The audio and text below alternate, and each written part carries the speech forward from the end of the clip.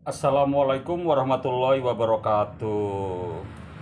Jadi seorang YouTuber di mana-mana banyak yang negur, banyak yang nyapa. Alhamdulillah aku tambah teman, tambah saudara. Jadi di mana-mana ada yang nyapa. Oke. Terus temenku ada yang tanya, "Kamu itu seberapa tahun bikin YouTube? Terus berapa sih hasil kamu di situ?" gitu ya. Jawaban seorang YouTuber, saya seorang YouTuber, sahabat-sahabatku seorang YouTuber, jawabannya adalah YouTube, nge-YouTube itu adalah investasi jangka panjang. Nah, dari situ investasi jangka panjang kan proses yang memang jangka panjang gitu. Kalaupun jangka pendek kita dapat, misalnya dapat penghasilan dari situ, itu ya dapatnya juga nggak seberapa gitu dibanding lelah dan perjuangannya. Artis-artis juga merasakan itu ya, karena semuanya butuh proses dan liku-likunya panjang kayak gitu. Apalagi kita yang nggak punya apa ya, modal jadi orang terkenal gitu. Dulu awal-awalnya Mr. Ali juga apa ya, terkenal juga enggak ya kan. Kalau sekarang disapa orang itu kan mulai orang mengenal, bukan bukan terkenal tapi mulai orang mengenal gitu, karena mereka selalu melihat di beranda-beranda HP-nya. Mas Ali kan selalu bikin konten sehari kadang 5 yang short itu, kadang 2 ya kadang 3 gitu. Tapi terbanyak 5 rata-rata. Kalau yang long itu satu ya, karena apa namanya, butuh waktu kayak edit, kayak fokus ke materi atau tema yang akan saya sampaikan kayak gitu. Jadi kalau membuat YouTube itu nggak begitu cepat. Tapi ada juga temenku yang cepat, itu pun juga kerja keras ya. Tapi kalau kalau dia apa, melakukan hal-hal yang sifatnya itu melakukan kesalahan sama YouTube, ya di ban, alias dibekukan ya, dibekukan YouTube-nya kayak gitu.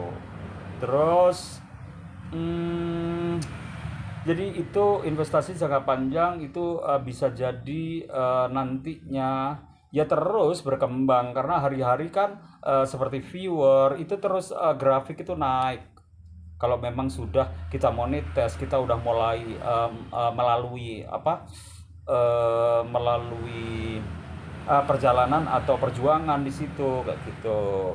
Jadi teruslah kalau memang kamu berusaha keras, karena memang banyak orang yang nggak sabar, setengah tahun subscriber aja belum sampai 1.000 udah capek wis, nggak ini nggak mau berjuang ya.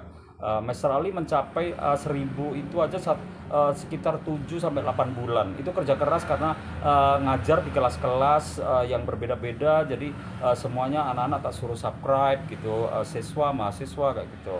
Tapi agak ada paksaan juga, nggak boleh orang YouTuber maksa ayo subscribe kayak gitu, ayo tonton YouTubeku kayak gitu juga nggak boleh ya. Jadi seorang YouTuber harus juga sabar, harus ya talent. Kalau memang orang itu punya talent ya lebih ini lebih cepat juga gitu. Tapi kalau nggak punya talent kadang bingung, aku harus bikin konten apa nih kayak gitu-gitu. Tapi banyak juga anak desa yang memang aku pernah lihat anak desa tukang pijit ya, tukang pijit anak kecil juga, usianya masih sekitar 14 ya, 4 tahun, cowok nih. Jadi dia nawarkan pijet ke rumah-rumah gitu. Akhirnya setiap yang didatangi itu dia mijet, terus dibikin konten kayak gitu, dan dia berhasil ya.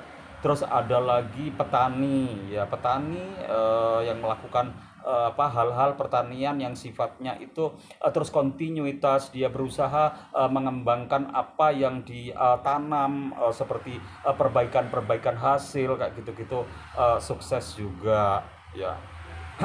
Jadi banyak hal yang memang bisa kita lakukan. Sekarang Mas Rali banyak ke ini fokus ke apa religi itu memang Mas Rali lebih nge-YouTube ini lebih banyak waktu untuk ini apa untuk ketuhanan, maksudnya ke surau, ke MZ, ke majelis zikir, ke masjid-masjid, ke ilmu apa bimbingan-bimbingan agama gitu. Terus lihat ini apa hmm, lihat-lihat konten yang bernuansa religi gitu, suka banget sekarang karena memang kebenaran itu dapat juga di situ. Ya Allah, ini benar. Oh iya, kayak gini, menata hati kayak gini. Orang hidup gak boleh marah, orang hidup harus beretika yang baik siapapun dia, apalagi sama orang tua, sama guru, seperti itu aku dapatkan ya juga di konten-konten ini yang lain ya, dari ustadz-ustadz, dari para habaib kayak gitu-gitu, para ya pokoknya yang memberi sesuatu yang ada hikmah di situ, apa sinar hikmah atau apa kayak gitu, aku lihat mesti kayak gitu. Tentang durhaka kepada orang tua, itu kenapa kok bisa durhaka sama orang tua, kenapa kita itu apa namanya jadi anak yang gak berbakti kayak gitu-gitu. Itu semua salah apapun alasannya, ya kan. Terus kita ingin ya mengatur orang tua, itu juga salah gitu. Terus kita ingin apa ya minta sama orang tua dengan main paksa kayak gitu. Dalam perjalanan hidup, berkeluarga, beranak, berbapak, ya kan, berorang tua, ya kan, semuanya itu ada aturan di agama, semuanya diatur. Juga negara juga ada yang ngatur, karena kalau memang itu apa koneksitas dengan negara juga mengatur, seperti mengatur pernikahan, mengatur apa namanya harta, mengatur anak, cara cara bimbing anak secara Islami, secara Qurani kayak gitu-gitu. Terus anak juga gitu, harus memahami ya orang tua kalau sudah gitu, ya kita harus memahami, jangan sampai kita mengikuti orang lain atau orang tua lain yang bukan orang tuanya dan gak jelas gitu. Kecuali kalau orang tua kita gak jelas, misalnya orang tua kita pemabuk, orang tua kita peminum kayak gitu-gitu, ya kita harus tetap itu pun orang tua kita yang menyadarkan orang tua seperti apa ya, jangan sampai kita juga membenci orang tua itu kayak gitu. Karena memang itulah kehidupan, cobaan buat kita, kadang-kadang cobaan buat anak dari orang tua, cobaan orang tua dari anak, cobaan bapak dari istri kayak gitu-gitu. Itulah kehidupan ya. Jadi proses-proses seperti itu nge-YouTube kita jalani aja secara natural. Misalnya jalani aja secara natural dan semuanya berjalan dengan baik dan lancar ya. Kalaupun misalnya sekarang nggak berroyalti tinggi misalnya, ya jalani aja, menikmati aja, karena waktu kita nge-YouTube nggak terlalu banyak kayak apa yang kerja lain gitu. Seperti misalnya dulu dosen, guru gitu ngajar di mana-mana, pagi berangkat pulang sore kayak gitu. Kadang-kadang sampai jam 9 malam masih ngajar gitu. Belum lagi ada seminar, kadang-kadang jadi pembicara, jadi MC kayak gitu-gitu. Ya, oke, jadi nge-YouTube itu investasi. That's all about my content. Wabillahi taufik walhidayah. Wassalamualaikum warahmatullahi wabarakatuh. Nah, itu tadi sudah kita simak tentang YouTube sebagai investasi.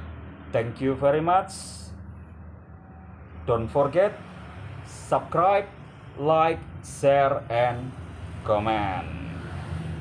Bye bye. Bye bye.